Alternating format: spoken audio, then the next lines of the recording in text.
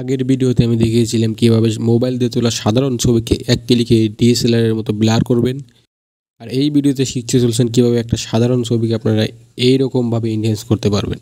তো চলুন কীভাবে করবেন ফ্রিতে ভিডিওর স্ক্রিনটা ফলো করুন। এটা করার জন্য সিম্পলি আপনারা রিলায়েন্স অ্যাপসে চলে আসবেন। আসার পরে এখানে নিচে দেখতে পারবেন ম্যাজিক এনহ্যান্স একটা অপশন আছে, এটার উপরে ক্লিক করে দেবেন। এখানে ট্রাই নাওয়ে ক্লিক করবেন। ট্রাই নাওয়ে ক্লিক করার পরে আপনাদের গ্যালারিতে নিয়ে যাবে। গ্যালারি থেকে একটা ফটো এখানে অ্যাড করে দিবেন।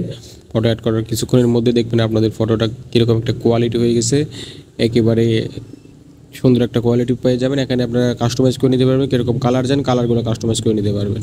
দেখুন এখান থেকে আপনাদের মন মতো আপনারা কালার চুজ করতে পারবেন।